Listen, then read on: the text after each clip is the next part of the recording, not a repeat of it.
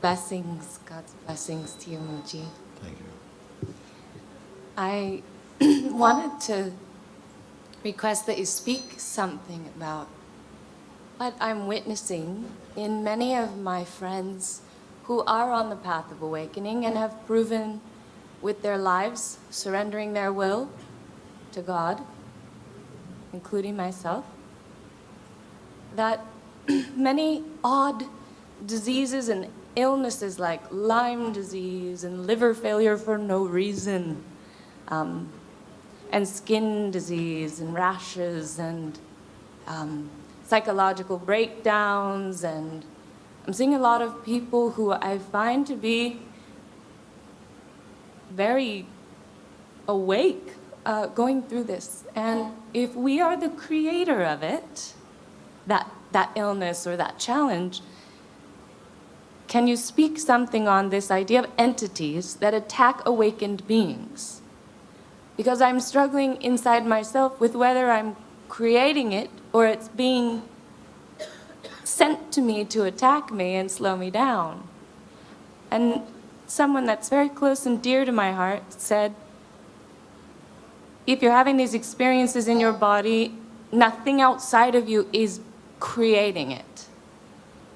But yet it feels like I'm out of control of it. And I was in the hospital for 4 days with liver failure for literally no reason. I don't drink alcohol, I do Kundalini Yoga, I've had my awakening, I've had my Shaktipad. And so it's still a point of confusion. Where would that come from? Yes. Don't go away, stay there.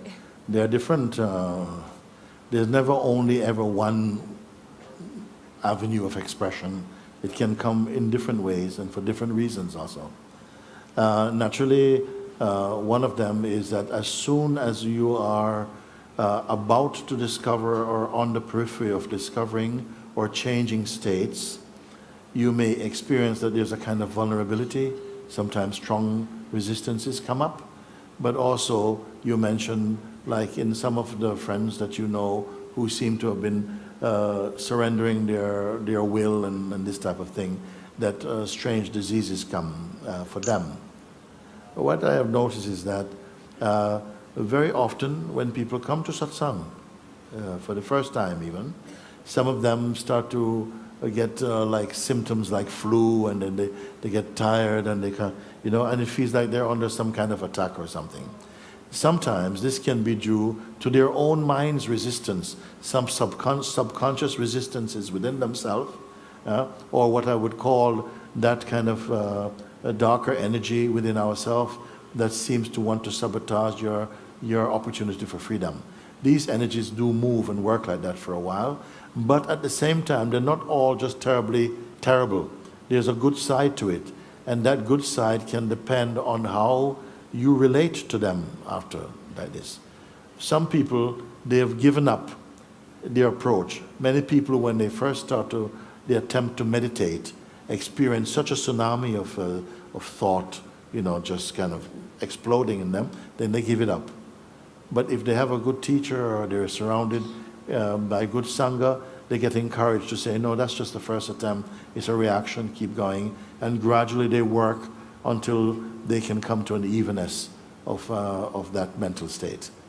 But what you're speaking of now, that people come down with illnesses and so on, it can happen like that? During the awakening process. Yes. It's like something's dying. Yeah, something is dying and showing up in the physical, on your body. Yes, it So can be. it's a shamanic, maybe, is what I'm thinking. But then I still feel attacked. Honestly, I don't like to say that out loud, Yes, but I still feel like this is fine. I mean, it depends also on the kind of practice you are making. There are some people who will not experience these things at all. They will experience some sense of resistance, and some kind of attacks may happen and so on. And these attacks can be nullified, or they can be That's what I wondered. They can be thrown off as well too, if there are energies that are functioning. And we always feel like we are the center of the universe, wherever we are. And we also feel that perhaps we are the highest intelligence in the universe. But there are always higher beings in terms of in terms of even our meditative condition. There are beings who are higher than us. In terms of our technological advancement, there are beings who are higher than us. There are many ways in beings are high. And also on the global level, we are used to functioning through the senses and the information that the senses can bring to us. But they are subtle, there are entities that are moving in a subtler realm, even inside this realm also. Just like there are viruses floating around in the air normally. If you're healthy, you probably don't know anything about it. But if you're worn down and tired, they will zap you. And then you come to know that these things exist. In the same way, there are spiritual entities that are also floating about and are responsible for some of these things. In your line of sadhana, it may not be brought to your attention about these things, and you may not think about them. And you may not even need to think about those things. This is why I say it varies depending upon the tradition of your practice. Will manifest these things more strongly or not. But they are at play. It does happen like that. I don't want to leave with the impression that your search for truth is going to put you vulnerable to these forces. Because what is happening is that as soon as you're out of the body-mind limitation, you're into the zone of the divine. And that is a more powerful place. You see? Then illnesses doesn't come to you, you can remove them. You see? Or if there's illnesses at the body-mind, it doesn't affect you. It doesn't affect what you are. You see? And you sometimes can, your body may take on the illnesses of many people out of compassion, and then also dissipate them.